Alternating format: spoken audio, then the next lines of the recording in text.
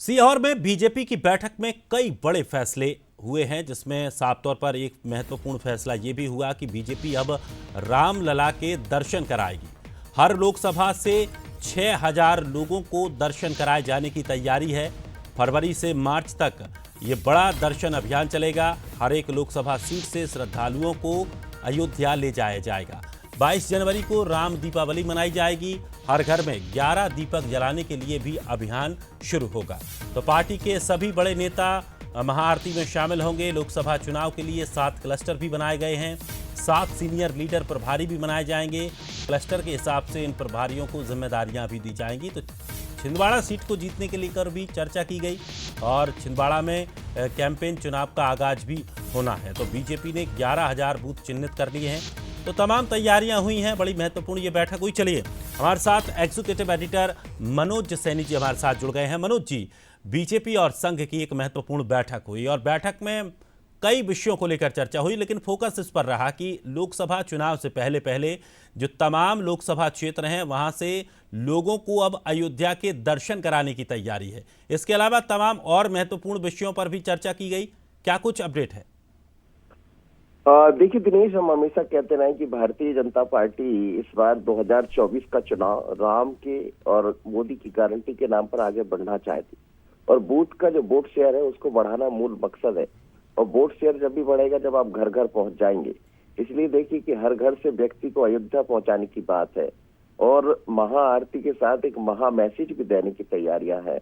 और 11,000 बूथ जो बूथ चयनित होंगे उन बूथों तक पहुंचना, बूथों पर जाकर भारतीय जनता पार्टी की बातें बताना और खासकर राम का जो एजेंडा है, सनातन का जो एजेंडा है, उसके सहारे आगे बढ़ना, क्योंकि ये सब ऐसे मुद्दे हैं जिससे जनता जनार्दन सीधा जुड़ती है और इसीलिए एक एक व्यक्ति को जिम्मेदारी सौंपी गई। आप देखिए, बैठक में कैबिनेट मंत्रियों को बुलाने का मकसद भी यही था कि वर्तमान में नई जो सरकार बनी है डॉक्टर मोहन यादव के नेतृत्व में, वो सरकार कैसा काम करे और लोकसभा से पहले एक एक कैबिनेट मंत्री अपने क्षेत्र में खासकर लोकसभा वार कैसे काम करेगा, तो एक एक व्यक्ति को जिम्मेदारी सौंपी गई है।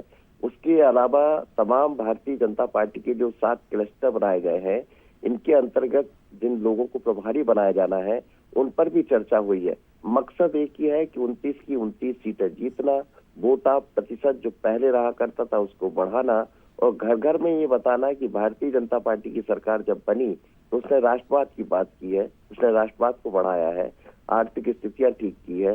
राम की बात हम करते रहे और अब तो राम को लेकर भी आ गए, लेकिन राम को लाना है तो घर घर जाके राम तक पहुंचाना भी होगा। यही मकसद है और इसीलिए बहुत ही महत्वपूर्ण बैठक, काफी लंबी बैठक चली। इसमें भारतीय जनता पार्टी और संघ की तमाम वरिष्ठ पदाधिकारी मौजूद थे। एक एक मुद्दे पर चर्चा हुई है। मुद्दा सिर्फ एक ही है कि इस बार 28 नहीं 29 लोकसभा सीटें जीतना और वोट आप प्रतिशत पिछली बार की अपेक्षा 68% तक लेकर जाना, बहुत बड़ा प्रतिशत है, इस तक लेकर जाना ये मुख्य मुद्दा रहा है। ओवरऑल हम ये कह सकते हैं कि 24 की तैयारी भारतीय जनता पार्टी और संघ की बहुत अलग है। मनोज जी, जैसा कि विधानसभा चुनावों में भी देखा गया था कि छिंदवाड़ा को लेकर एक विशेष टीम भी तैयार की गई थी और एक बड़ा कैंपेन छिंदवाड़ा में किया। हालांकि वहां सफलता बीजेपी को नहीं मिल पाई, लेकिन लोकसभा चुनावों को लेकर के भी छिंदवाड़ा को लेकर विशेष चर्चा हुई इस बैठक में। देखिए, निश्चित रूप से चर्चा हुई और ये भी इत्तेफाक ही माना जाएगा कि बैठक के तत्काल बाद फिर डॉक्टर मोहन यादव कमलनाथ से रात को मिलने भी पहुंचे। हालांकि ये सामान्य मुलाकात थी, पर बैठक के तत्काल बाद कमलनाथ से मिलने जाना तो इसके भी बड़े गहरे मायने निकाले जा सकते हैं।